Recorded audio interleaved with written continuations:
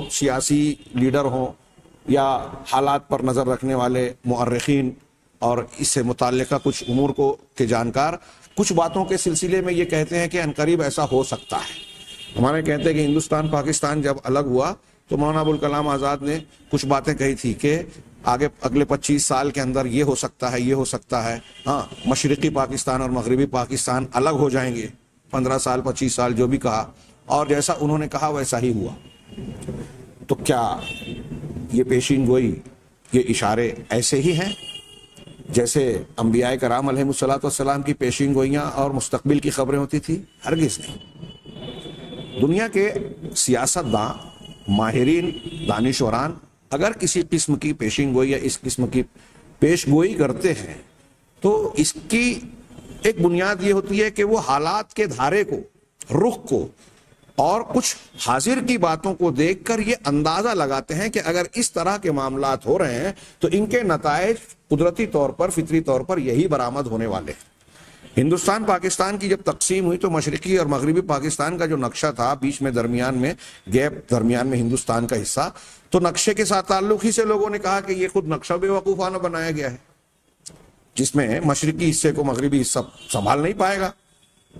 تو مولانا ابوالکلام آزاد کی دور رس نگاہیں اسی بات کو کہہ رہی تھی.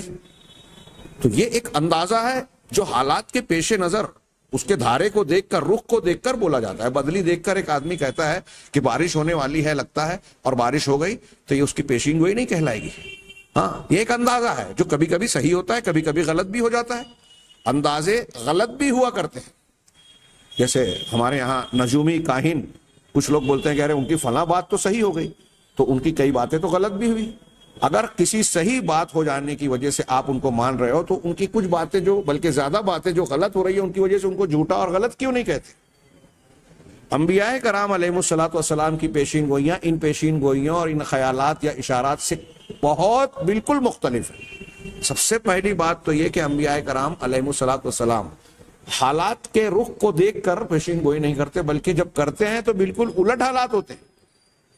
جیسے اب یہاں دیکھیے نبی کریم صلی اللہ علیہ وسلم کی وہ پیش گوئی دیکھیے جو آگے ہم پڑھیں گے کہ مدینہ میں احزاب، مشرکین اور ان کے سارے موافقین مل کر مدینہ پر حملہ کرنے کے لیے آ رہے ہیں کہ ان کو نیست و نابود کر دیا جائے مسلمانوں.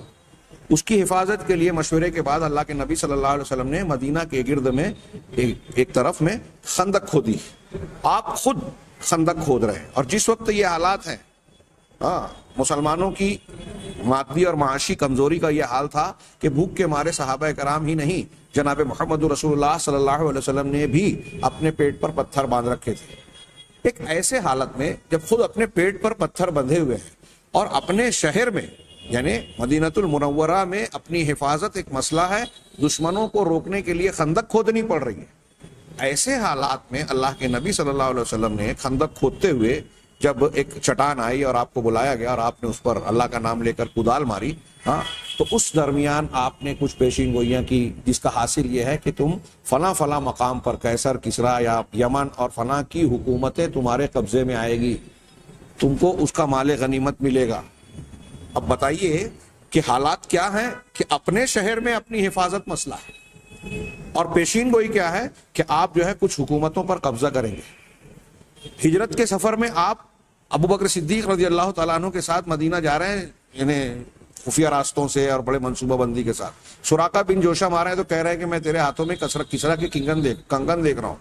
ابھی خود وہ سوال کر سکتے تھے کہ ابھی خود آپ مکہ سے بچ کے جا رہے ہیں، آپ کے اور آپ کے ساتھی کے سر پر 100 اونٹوں کا انعام ہے زندہ یا مردہ لانے پر.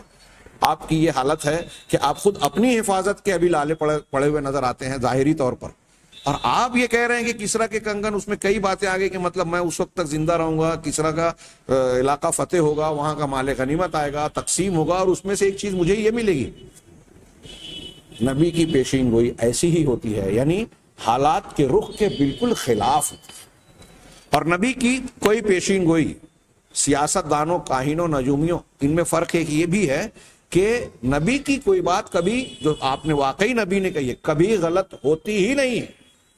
ان لوگوں کی باتیں جس کو ہم علم کی بنیاد پر نہیں کہتے، اندازہ کہتے ہیں. اندازے صحیح بھی ہوتے ہیں، غلط بھی. ایک اگر مادہ ہے، حاملہ ہے، جانور ہو انسان ہو، آپ کہیں گے کہ نر ہوگا، پیدا ہونے والا بچہ ہوگا، میں کہوں کہ بچی ہوگی، دونوں میں سے ایک کی بات تو صحیح ہوگی، جس کی صحیح ہو جائے کیا وہ علم والا کہلائے گا؟ اندازے ہیں، 10 کو بولیں گے تو کئی کا ایک آدھ کا صحیح نکلے گا، کئی کا غلط نکلے گا.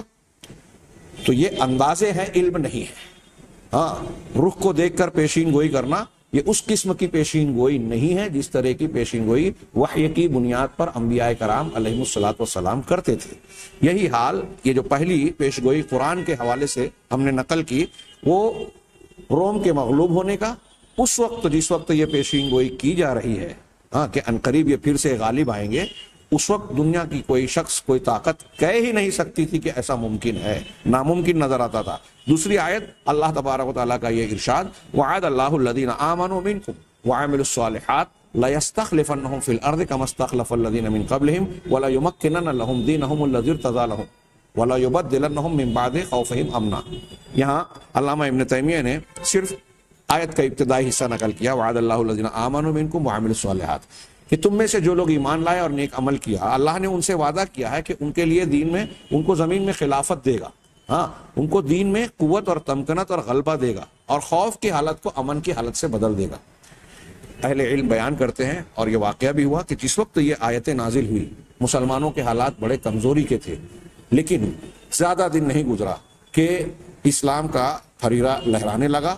نبی کریم صلی اللہ علیہ وسلم کے فتح مکہ اور پھر اس کے بعد دنیا سے جانے کے بعد ابوبکر صدیق اور حضرت عمر فاروق کی خلافت کے زمانوں میں مسلمانوں کی حکومتیں پھیلتی چلی گئی، زمین میں خلافت اور تمکنت حاصل ہوئی، اور خوف کی حالت امن سے بدل گئی. جو اللہ کے رسول صلی اللہ علیہ وسلم کی حدیث میں ہے کہ ایک شخص ایسی حالت ہوگی کہ یمن سے صنعاء سے مدینہ مکہ تک جائے گا حج کے لیے یا سفر کے لیے، ہاتھ میں سونا چاندی بھی لے جائے گا، تو اسے کسی ڈاکو چور کا یا کسی خطرے کا کوئی خطرہ اور کوئی اندیشہ نہیں ہوگا.